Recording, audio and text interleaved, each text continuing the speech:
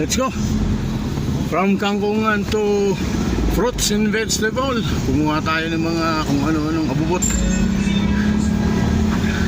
Tapos ang kagandahan nito, yung kantin, naubusan ng kanin. Kaya dadala natin ng kanin. Oo. Ayan. Okay. Dito na tayo magdala ng ating kanin. Okay. Ay, dito na lang ako. Saglit.